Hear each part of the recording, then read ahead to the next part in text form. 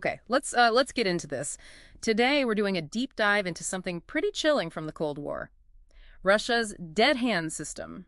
You might also know it as perimeter. That's the official name. Right. And our mission, really, is to unpack what this thing is, how it works, and why it still matters today. Because it does still matter. Absolutely. So the core idea, it's kind of mind-bending, isn't it? It really is. Imagine this. A system designed to guarantee nuclear retaliation, a massive, full-scale launch, even if every single leader, every general, is already gone, completely automated. No human command needed at the final step. Terrifying. So where did this come from? Was it just, standard Cold War paranoia? Mutually assured destruction is definitely part of the backdrop, yes. Yeah. The grim logic of it all. But the specific trigger was really the fear of a surprise decapitation strike. Ah, right. The idea that a first strike could wipe out the entire Soviet leadership in Moscow, leaving no one to order a retaliation. Exactly. That was the nightmare scenario in the mid-'80s, peak tension time. So they developed Perimeter. But here's a fascinating twist. One of the developers, Vladimir Yarinich, he actually said it had another purpose. Oh, what was that? It was also meant to act as a kind of buffer against hasty decisions from the top. How so? That seems counterintuitive for a doomsday machine. Well, the idea was a leader, under immense pressure, could activate dead hand into its standby or monitoring mode. Then they could wait, knowing that even if they were killed in the next few minutes or hours, retaliation was guaranteed. It bought time, paradoxically. Wow. So a failsafe against a rushed launch built into the ultimate fail-deadly system. That's complex. It is. And this wasn't just theoretical. It reportedly went online January 1985. It is still around? Seems so. General Sergei Karakov, head of Russia's strategic missile forces, confirmed it was active back in 2011, publicly. Okay, so how does this thing actually function? What makes it tick? It's based on a network of sensors. Sophisticated stuff. They're looking for the telltale signs of a nuclear attack on Russian soil. Like radiation, seismic shocks. Exactly. Radiation, seismic activity, air pressure changes, that sort of thing. Plus, it monitors communication lines. So here's the logic. The if-then part. If a high official activates it during a crisis, it goes into monitoring mode.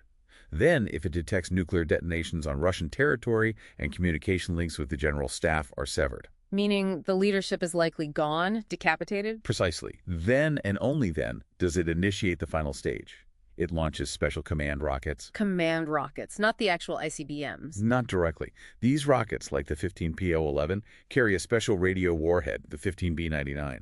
It flies over Russia, broadcasting launch commands to all the silos and mobile launchers. Got it. So it triggers the rest of the arsenal. That's what makes it fail deadly. That's the term, yes. It fails into launching the retaliatory strike. There's no final no possible at that point if the conditions are met. Which brings us to the modern day.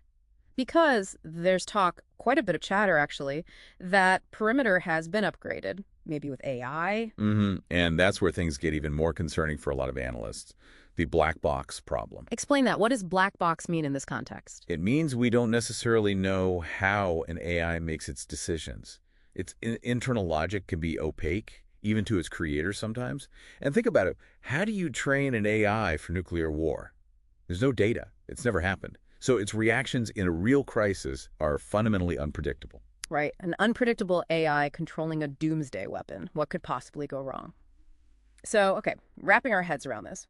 Why does this history lesson matter to you listening now? Well, it's crucial for understanding nuclear deterrence today. And it highlights something critical. The human element. You mean humans have sometimes been the safety catch? Absolutely. Think about Stanislav Petrov, September 1983. Soviet early warning systems scream 5 U.S. missiles incoming. During a really tense period, too, a hair trigger alert phase. Exactly. But Petrov, he had a gut feeling. It didn't seem right. A 5-missile strike. He reported it as a system malfunction correctly. He'd potentially save the world. Wow. And the U.S. had close calls, too, right? False alarms? Oh, yes.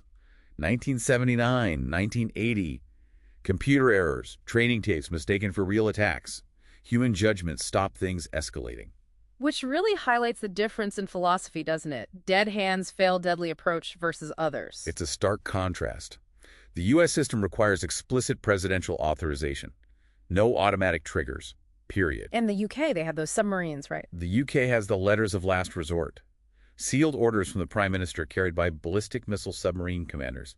If the British government is wiped out, the commanders open the letters. They might say retaliate or don't, or use your own judgment. It still leaves a human choice, even in the worst case. Very different from perimeters automation. And this isn't just history, is it? High-ranking Russians like Dmitry Medvedev have mentioned the system recently, sometimes quite provocatively. They have. Which underscores that this threat, the nuclear threat, haven't vanished. It's just evolved. Technology changes, geopolitics shift, but the danger persists, maybe even in new forms. So, dead hand, perimeter.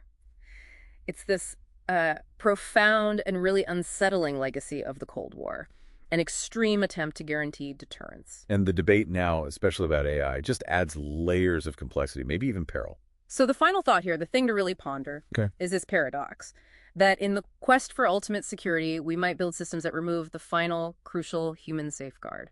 The story of Dead Hand is really a call for vigilance, isn't it? For dialogue, for constant effort to reduce this threat. Because the machinery of apocalypse, once you build it, You have to make absolutely sure it never, ever escapes human control.